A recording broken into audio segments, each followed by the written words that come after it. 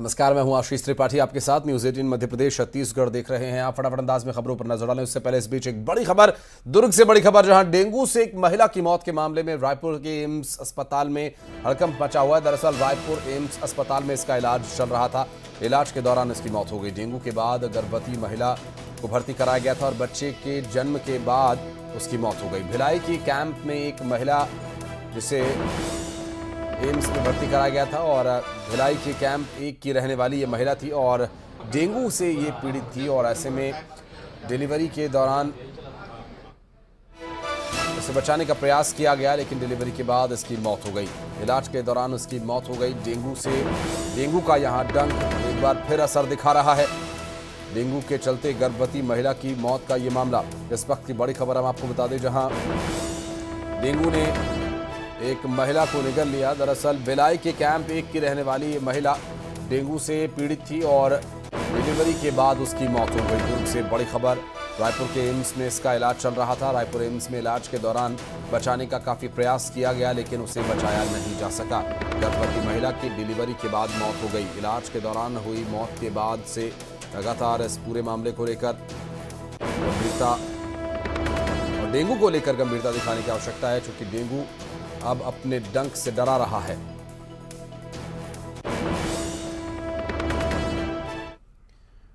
और ग्वालियर से एक और बड़ी खबर आपको बता दें, डेंगू का विस्फोट एक बार फिर देखने को मिल रहा है। 24 घंटे में 82 नए मरीज सामने आए। डेंगू से पीड़ित मरीजों की संख्या अब कुल 400 के पार पहुंच गई है। बीते 24 घंटे में 252 सैंपल्स की जांच की गई। ग्वालियर के 30 मरीज और अन्य जिलों के 52 मरीज बताए जा रहे हैं। अब तक कुल 400 के पार संख्या पहुंच चुकी है डेंगू के मरीजों की।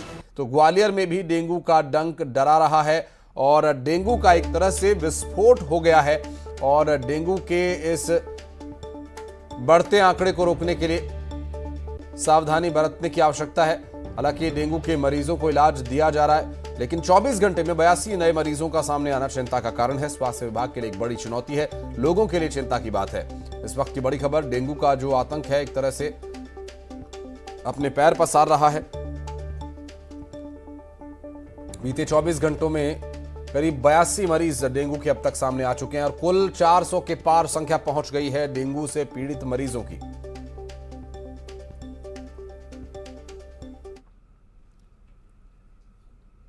तो वहीं हरदा से एक और बड़ी खबर आई, जहां युवती की आत्महत्या के मामले में आरोपी साजिद अंसारी के घर पर एक्शन हुआ और बुलडोजर चलाकर उसे ध्वस्त कर दिया गया। आरोपी पर युवती के साथ प्रताड़ना करने का आरोप लगा है। दरअसल युवती प्रताड़ना से तंग आकर उसने खुदकुशी की और आरोपी के मकान को अवैध अतिक्रमण को तोड़ दिया गया। भारी पुलिस बल की तैनाती के बीच ये कार्रवाई की गई। सर्व हिंदू समाज का हरदा बंद का ऐलान था और इसके अलावा रिएक्शन लिया गया। उसकी कुछ तस्वीरें भी सामने आ रही हैं, जहां अवैध अतिक्रमण को तोड़ा गया और अवैध अतिक्रमण आरोपी के द्वारा जो किया गया था उस पर कार्रवाई की गई प्रशासन की तरफ से। युवती ने प्रताड़ना से तंग आकर आत्महत्या कर ली थी, ऐसे आरोप उस पर लगे थे। और आपको बता दें कि आरोपी के मकान का अवैध अतिक्रमण ध्वस्त कर दिया गया। हरदा से जो तस्वीरें सामने आई हम आपको दिखा रहे हैं। आपको बता दें कि इस पूरे मामले में प्रशासन की तरफ से पुलिस की मौजूदगी में कार्रवाई की गई। आरोपी युवती के साथ प्रताड़ना करता था। आरोपी साजिद अंसारी के घर पर बुलडोजर चलाकर जो अवैध अतिक्रमण उसके द्वारा किया गया था उसे ध्वस्त किया गया। हरदा से तस्वीरें सामने आई। दरअसल इस पूरे मामले में जो अब तक जानकारी मिली उसके अनुसार आरोपी युवती को प्रताड़ित किया करता था और उसने आत्महत्या कर ली प्रताड़ना से तंग आकर। अब इस पूरे मामले में प्रशासन की तरफ से एक्शन लेते हुए आरोपी के द्वारा किए गए अतिक्रमण को ध्वस्त कर दिया गया। आत्महत्या के मामले में आरोपी और अवैध निर्माण उसका तोड़ दिया गया। भारी पुलिस बल यहाँ मौजूद रहा उस दौरान और सर्व हिंदू समाज ने हरदा बंद का ऐलान इस पूरे मामले में किया है, जिसमें कि आरोपी साजिद ने युवती को प्रताड़ित किया और इस प्रताड़ना से तंग आकर उसने आत्महत्या जैसा कदम उठाया। इस पूरे मामले में कार्रवाई करते हुए आरोपी को हिरासत में लिया गया और उसके बाद उसके अवैध निर्माण को मकान को तोड़ दिया गया। वहीं मुरैना में पुलिस ने हथियार तस्करों पर शिकंजा कसा है। पुलिस ने 11 अवैध हथियार और जिंदा कारतूस के साथ 2 आरोपियों को भी गिरफ्तार किया। बामनूर थाना इलाके में पुलिस ने कार्रवाई को अंजाम दिया। आरोपियों से पुलिस पूछताछ में जुटी हुई है। पुलिस की तरफ से की जा रही कार्रवाई के दौरान यहाँ पर बरामद जो अवैध हथियार थे वो आप आपकी टीवी स्क्रीन पर देख सकते हैं। पुलिस प्रशासन की मुस्तैदी के चलते 11 अवैध हथियार यहां से बरामद किए गए, कुछ कारतूस भी यहां से बरामद किए गए। बामनोर थाना इलाके में कार्रवाई को अंजाम दिया गया। आरोपियों से पूछताछ में पुलिस जुटी हुई है। तस्वीर इस वक्त आपकी टीवी स्क्रीन पर। आगामी चुनावों को देखते हुए किसी भी तरह से अवैध हथियारों का इस्तेमाल रोकना है, पुलिस का यही लक्ष्य है और अवैध हथियारों पर कार्रवाई की जा रही है। और साथ ही साथ इससे पहले जो इस तरह की कार्रवाई की गई उसमें यह भी सामने आया था, अवैध हथियार बनाने की फैक्ट्रीज तक पर छापा मारा गया था। और अब ये जो ऑपरेशन है अपने अगले पड़ाव में पहुंच चुका है। अवैध हथियार तस्करों पर, अवैध हथियार निर्माणकर्ताओं पर लगातार कार्रवाई की जा रही है और अवैध हथियारों की जब्ती का काम भी किया जा रहा है।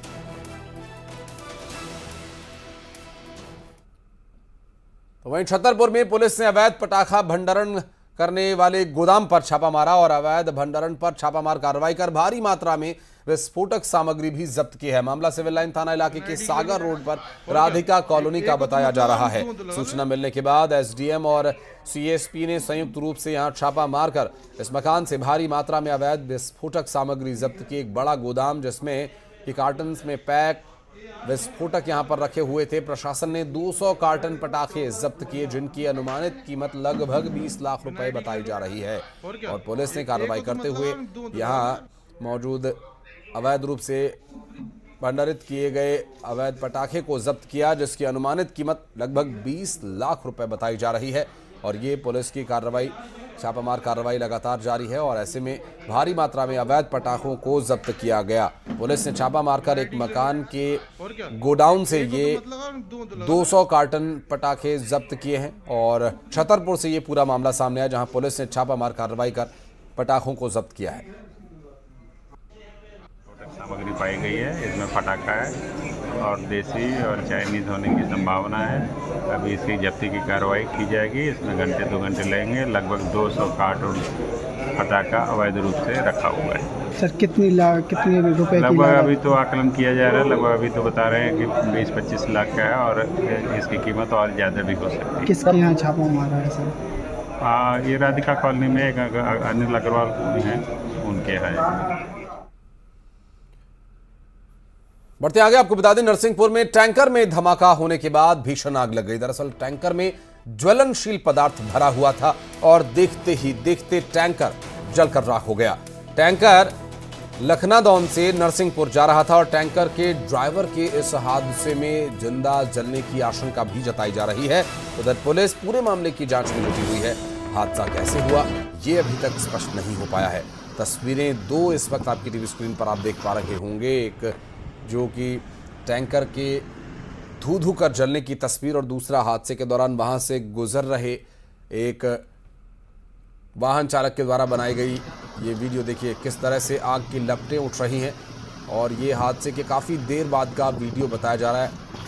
काला स्याह धुआं यहाँ पर उठता हुआ दिखाई दे रहा है। नरसिंहपुर के रास्ते पर यह हादसा हुआ और यहाँ इस हादसे में ट्रक ड्राइवर के जिंदा जल जाने की आशंका जताई जा रही है।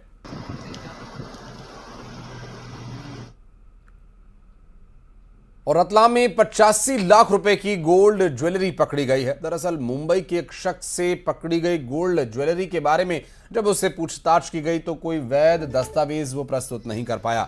जीआरपी रतलाम पुलिस ने कार्रवाई कर आयकर और अन्य विभाग को जांच के लिए जानकारी दे दी है। अब जांच जारी है। प्लेटफॉर्म नंबर 4 से ये शख्स पकड़ा गया। मुंबई जाने की तैयारी में था ये और चेकिंग के दौरान कोई पर्याप्त दस्तावेज संतुष्टिजनक जानकारी ये नहीं दे पाया। इसके चलते इसके पास से मौजूद जो गोल्ड ज्वेलरी है जब्त कर ली गई है। जीआरपी थाना रतलाम के द्वारा कार्रवाई की गई। ट्रैकिंग के दौरान पर्याप्त दस्तावेज इसके पास मौजूद नहीं थे और जो गोल्ड ज्वेलरी ये ले जा रहा था लगभग 85 लाख रुपए की अनुमानित कीमत उसकी बताई जा रही है। और रतलाम के जिला अस्पताल के डॉक्टर के साथ बदसलूकी और गाली गलौज किए जाने के मामले में देवास के जिले के बागली विधानसभा के बीजेपी विधायक पर आरोप लगा। उन्होंने फोन करके सरकारी डॉक्टर प्रणय मोदी के साथ बदसलूकी की और उन्हें गालियां दी, ऐसा आरोप है। साथ ही इस दुर्व्यवहार को लेकर डॉक्टर बेहद आहत है। पूरा मामला मेडिकल के एक स्टूडेंट की अटेंडेंस से जुड़ा हुआ है। मेडिकल स्टूडेंट की अटेंडेंस कम थी, लिहाजा उसने अटेंडेंस बढ़ाने के लिए बागली के बीजेपी विधायक से आरएमओ प्रणव मोदी को फोन लगवाया और फोन पर ही मामला और उलझ गया। विधायक के द्वारा डॉक्टर को गालियां दी गई, धमकाया गया, ऐसा आरोप डॉक्टर द्वारा लगाया जा रहा है। मुझे बागली विधायक महोदय के द्वारा धमकी दी गई। एक डिस्ट्रिक्ट रेसिडेंसी प्रोग्राम के स्टूडेंट की अब्सेंट होने के बावजूद भी प्रेजेंट लगाने के लिए उनके द्वारा दबाव बनाया जा रहा था। तो मेरे द्वारा कहा गया कि भाई यदि स्टूडेंट के 90 दिन की ड्यूरेशन पूरी हो जाती तो हम अपने आप ही स्वतः ही उनको दे देते हैं। एक आरएमओ के द्वारा एक शिकायत की गई है जिसके अंदर उसके द्वारा बताया गया है कि कोई बागली विधायक के द्वारा जो है वो उसके साथ में बदतमीजी से बात की गई है।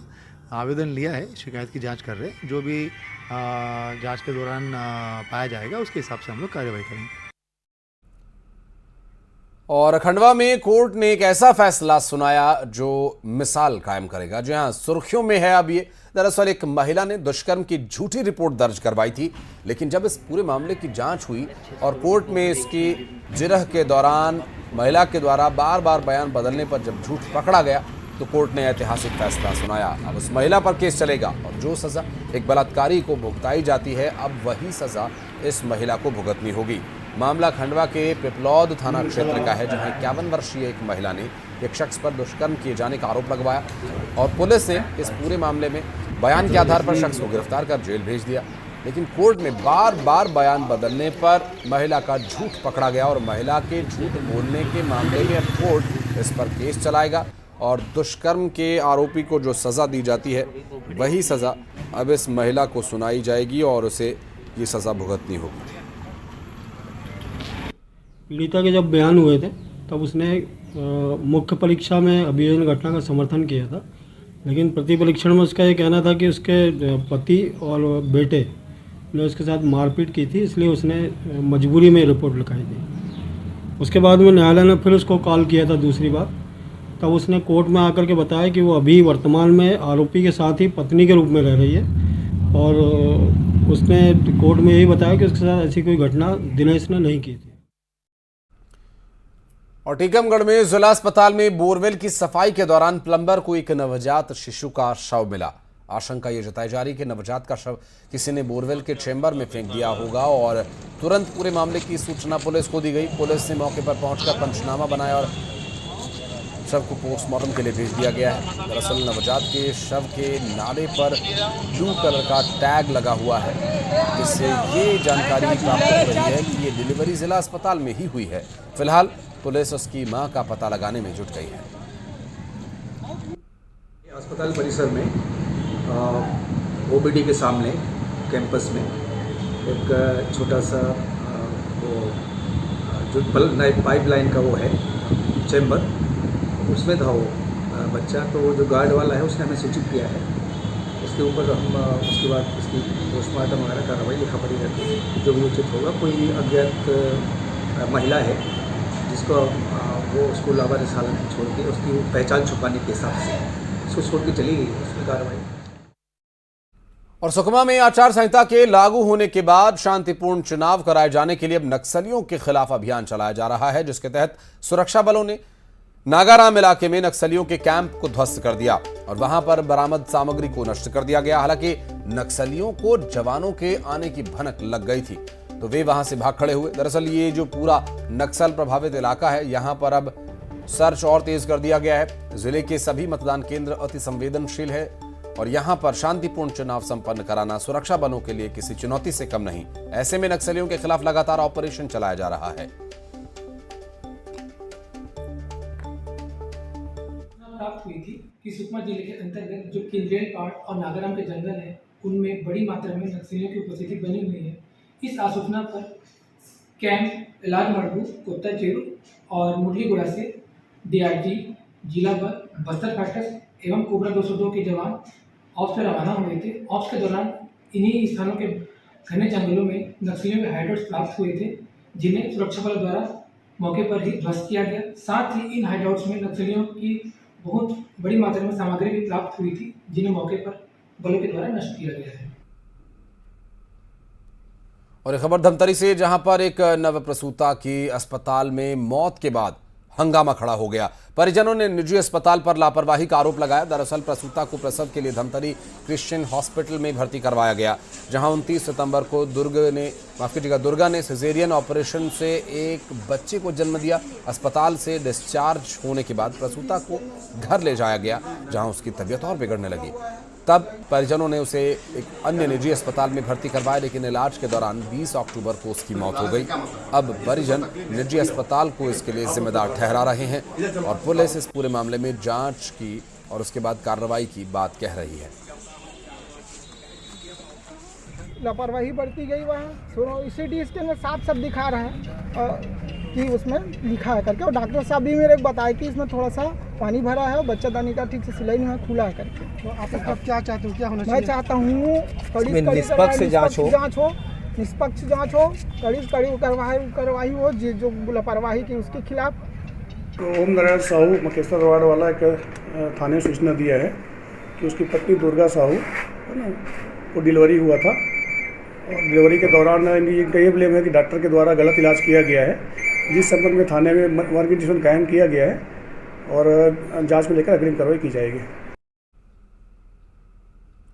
राम की नगरी यानी मर्यादा की नगरी, शालीनता की नगरी, जहां सरयू में लोग पूजा पाठ करते हैं, लेकिन उसी सरयू में फिल्मी अंदाज में रील बनाने के मामले लगातार सामने आ रहे हैं, जिसको लेकर संत समाज बेहद नाराज है।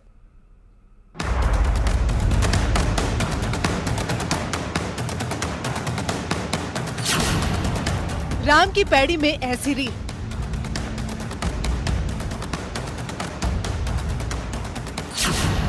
सरयू में फिल्मी धुन पर ठुमके,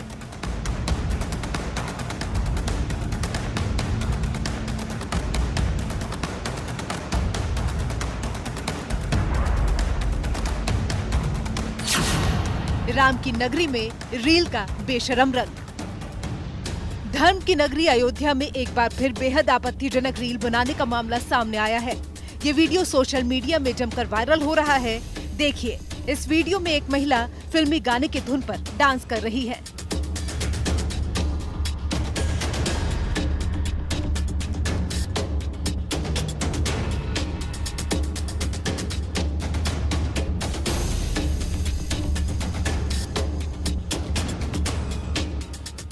ये वीडियो करीब 30 सेकंड का है और साफ देखा जा सकता है कि वीडियो राम की पैड़ी में बनाया गया है, लेकिन ये वीडियो कब का है ये साफ नहीं है।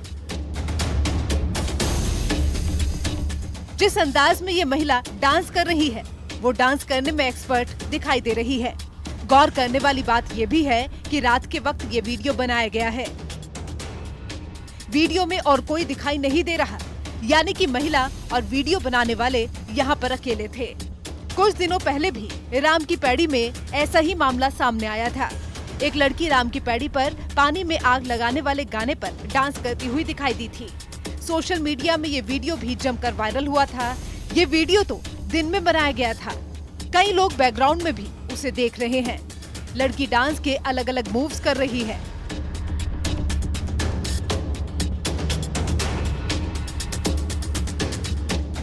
पिछले साल जून में सोशल मीडिया में एक वीडियो जमकर वायरल हुआ था। दरअसल एक शख्स अपनी पत्नी के साथ सरयू में स्नान कर रहा था, लेकिन इसी दौरान वो पत्नी के करीब आ गया और रोमांस शुरू कर दिया, जिसके बाद लोगों ने अश्लीलता का आरोप लगाकर उस शख्स की पिटाई की थी। ऐसे वीडियो सामने आने के बाद अयोध्या के साधु संत बेहद नाराज हैं। उनका कहना है कि धर्म की नगरी में ये सब नहीं होना चाहिए। सरयू के प्रति लोगों की अपार आस्था है, ऐसे में यहाँ मर्यादा का ध्यान रखना जरूरी है। बिल्कुल प्रतिबंध लगना चाहिए, क्योंकि अयोध्या जो लोग आता है वो बड़ी आस्था लेकर के आता, भगवान के प्रति, सरजू माँ के प्रति, सरजू माँ की गोद में आकर के लोग उनका आचमन करते हैं, जल ले जाते हैं, जल उनका ग्रहण भी करते हैं, भगवान की सेवा में लगाते हैं, ठाकुर जी की रसोई बनती है। और वहाँ आकर के यदि इस तरह से लोग नृत्य करें, फिल्मी धुन पर पे वहाँ गाना बजे और इस तरह का वहाँ दुरुपयोग हो सामाजिक, और जो आने वाले जो श्रद्धालु हैं, जो श्रद्धा लेके आते हैं, उनकी श्रद्धा पे कुठाराघात करने का ऐसे लोग काम करते हैं। सरयू में लोग पूजा पाठ करते हैं, भगवान राम की आराधना करते हैं। ऐसे में यहाँ इस तरह के वीडियो बनाने से भक्तों की भावनाएं आहत होती हैं। लिहाजा लोगों का कहना है कि सरयू में रील बनाने पर रोक लगनी चाहिए और पुलिस को यहाँ वीडियो बनाने वालों पर सख्त एक्शन करना चाहिए। रामनगरी में इस समय रील प्रेमियों ने धर्म से ही नहीं, आध्यात्म से ही नहीं, धार्मिक भावनाओं से भी खेलना शुरू कर दिया है। शायद यही वजह है कि सुंदर इस राम की पैड़ी, जिसका उद्देश्य अयोध्या आने वाले श्रद्धालुओं को सुरक्षित सरयू स्नान और इसके अलावा आचमन था, आज वो रील प्रेमियों की पहली पसंद बनती नज़र आ रही है। बीते दिनों एक वीडियो वायरल हुआ था जिस पर संत समाज ने आपत्ति की थी, और आज एक और वीडियो वायरल हुआ है जिसमें एक महिला फिल्मी धुन पर सरयू के पवित्र जल में खड़ी होकर राम की पैड़ी पर थिरकते नजर आ रही है, जिसको लेकर अब संत समाज नाराज़ है। संतों ने मांग की है कि इस पर प्रतिबंध लगाया जाए, क्योंकि इससे धार्मिक भावनाएं आहत होती हैं, संस्कृति को चोट पहुंचती है। अयोध्या से न्यूज़ 18 के लिए निमिष गोस्वामी। और खबरें आगे भी जारी हैं। वक्त एक बहुत छोटे से ब्रेक का है, जल्द लौटते हैं।